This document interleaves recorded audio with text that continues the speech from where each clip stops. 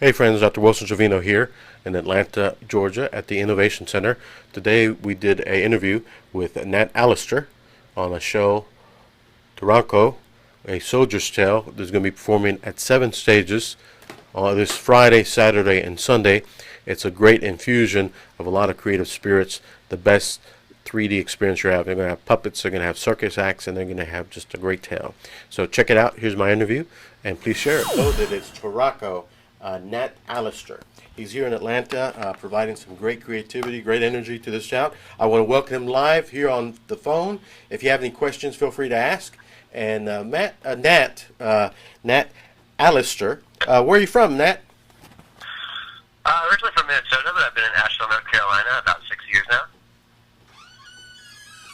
Well, welcome to Atlanta.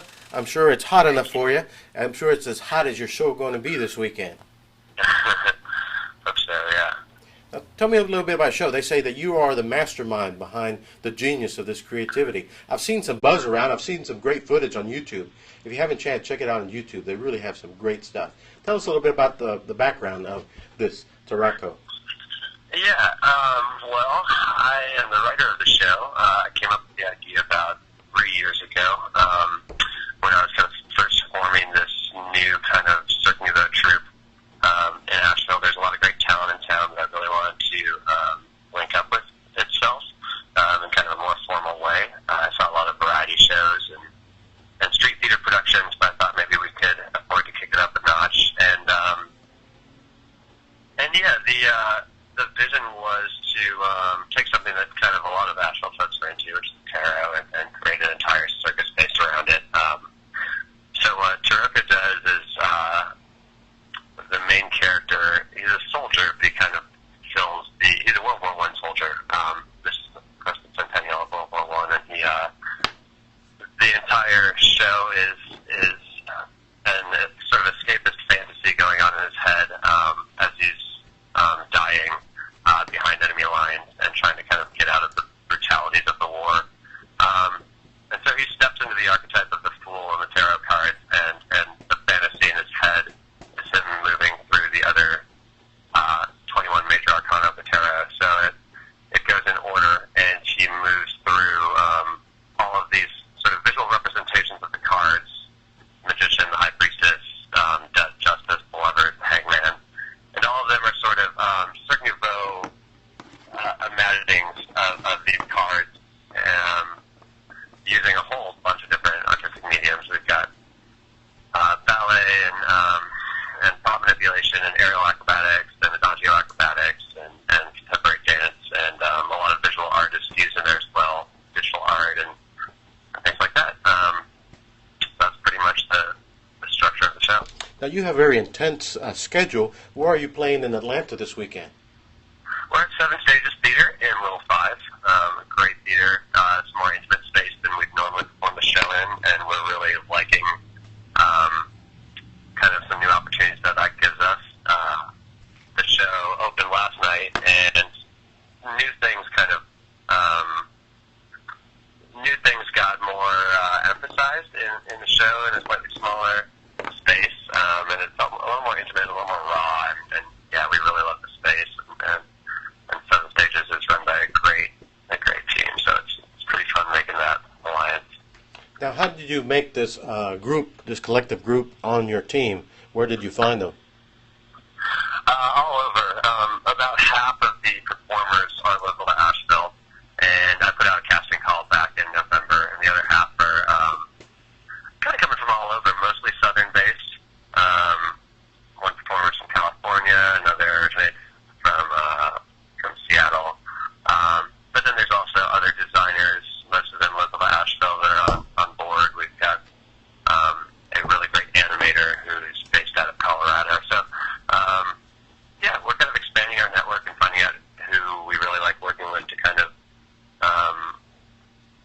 both expand but give cohesion to the style that I really want to cultivate in our shows. Now, it seems like your show is really interactive, 3D, better than any 3D movie. How is it that you're able to tie all this together? You have people in the air, people on the ground, all types of, going around. How do you blend that to tell one story? What's kind of the creative force behind that?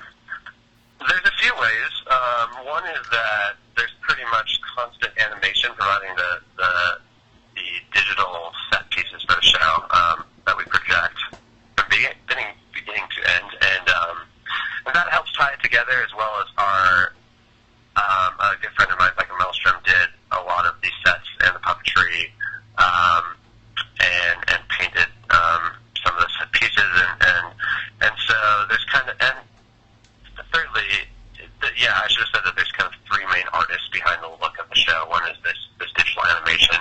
The second is the sets and puppets done by Becca, and then the third is that we're all sort of basing this from the particular tarot deck of a man named Alex Danilov, a friend of mine who is based in Italy, and so it all kind of started with his tarot deck and his major arcana, and a lot of the costuming and puppets and so on and so forth were kind of inspired by his artwork, and his artwork uses a lot of masks. It's very kind of lush, impressionistic, colorful art. So, and those cards get projected as well to kind of introduce each scene as we go along. So it feels cohesive, despite the fact that we have a lot of different mediums packed into a single 2-hour show. But yeah. Someone has asked a question here. Since there are puppets involved, is it kid friendly? It is kid friendly, yeah. It's not. It's somber. It's a little darker than probably most of the kinds of circuses people think of if they go to see a circus. So yeah, it's definitely family friendly. There's nothing inappropriate in it, but it's a different kind of feeling than your typical circus. It moves. It's paced kind of like a contemporary dance production. It's dark. There's slow and more poetic moments, but there's also plenty of visual spectacle and a lot of things to look at, a lot of moving pieces and color. So I think it's fairly accessible to most audiences. So now, what time are the shows, and where can people get tickets? You can get tickets. You can go to our website, foxandbeggar.com. That's FOXANDBEGGAR.com, or find Fox and Beggar Theater on Facebook. There's a lot of links to the show floating around the internet. These shows are tonight and tomorrow at 7:30. Again, it's 7 stages in Little 5, and we close out with a matinee on Sunday at 4 p.m. Well, that sounds a pretty good schedule. Why should someone check out the show with so much going on this weekend here in Atlanta? What makes you stand out from everything else? I think we are doing something that not a lot of other people are. There's been kind of a little mini revolution in circus arts in the last few years, especially in the Southeast. But we're really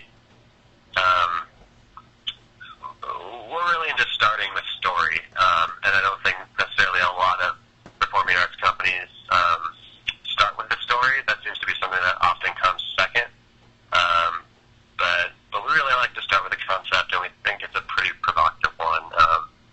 And yeah, beyond that, it's I don't think there's many other things going on in Atlanta where you could see ballet, butoh, contemporary dance, puppetry, prop manipulation, or aerial arts all in a single 2-hour chunk. So yeah, I think it's a lot of bang for your buck if you're into different kinds of art and experimental storytelling. Someone just asked, how much are the tickets? They're $26, and then on Saturday we are doing our VIP night, and those tickets are $66, but that's just on Saturday. General admission, though, is $26. Terrific. Well, thanks so much, Nat. We look forward to seeing the show. Check it out this weekend for the next Friday, Saturday, and Sunday matinee to Rocco. And talking to my friend here, Matt, what is different? Someone just asked, what is the difference between the VIP experience and the regular experience? The VIP comes with priority seating, the best seats in the house, as well as early entry if you want to come and check out sort of the backstage a little bit and see the cast before everybody else gets in. And we've got gift bags for everybody too. We've got some great merchandise. The entire soundtrack, which is something I should have mentioned, it's all original music. Oh, wow, terrific. Yeah, it's a full-on theatrical score composed by a composer out of Nashville, and it's kind of electronic-based, but very beautiful. And so we've got the soundtrack on CD, and we've got shirts, and we've got posters and some other things, and that's part of the VIP package as well. So Now, are you performing? Are you the wizard behind the show? What is your duty? As I understand it, I talked to Daisy earlier, your publicist, and she said that this is your baby. You were the brainchild behind this great idea. Yeah, that's right. But I'm not performing. I'm not a performer. I prefer to be behind the scenes. Actually, here at Seven Stages, though, I'm going to be running the soundboard because we've got kind of a stripped down team in that little theater. So that's where you will find me tonight. Now, one last question. As I looked on the website, and it's a very thorough website, are you a nonprofit? What does that entail? You give back? You really seem to be very interactive in the community. We are, yeah. We are a 501c3 nonprofit. Have been for a couple of years now. And we are, both kind of community-minded and grassroots-minded ensemble theater, as well as kind of building our educational outreach program for this fall as well. So we're all about showing people performing arts, giving people the tools to learn these things themselves, and really trying to just kind of stay on top of keeping the Southeast on the map of American performing arts. Now, where'd the name come from? How did you come up with that name? It comes from an Italian folklore. I really love Italy, if you haven't noticed. An Italian folktale. It's called The Beggar Boy and Count Pyro. And it's a kind of classic fairy tale where a kind-hearted beggar boy, he's kind of dim-witted, helps out this starving fox, and then the fox kind of uses his cleverness to turn the beggar boy into a count by way of saying thank you. So it's kind of a fusion of good intentions and outside of the box thinking to create big things, big ideas. And you pronounce the name Tarocco? It's Tarocco, actually. Tarocco. Okay. Coming from the Tarocco Piemontese, which is a predecessor to tarot cards. So if you just joined me, I'm here interviewing the creative director of the coolest show this weekend here in Atlanta, performing at the Little 5 Points 7 Stages set tonight, Friday, Saturday, and Sunday matinee with Nat. Nat, I appreciate it. One last word. Anything else you want to tell our audience? I think that's about it. Come check it out. You won't be disappointed. Well, thanks so much for having me on your show. Well, thanks for your time, and we'll look forward to seeing it tomorrow. And once again, check out this cool show. Bye-bye. Thanks so much. Take care. So that was a great interview with Nat, who's in town with this great creative force show that's going to have people in the air, people on the ground, and it's going to be the best 3D ever. So this is Dr. Wilson Trevino with ABC Vision, showing you the coolest stuff around town. Please share this with other folks, and check out this show. I'll be tweeting out the link to the website, and also if you check it out on YouTube, you'll see the link below. But look forward to seeing y'all there, and let's check out this cool new circus show, Multi-Story, in Atlanta.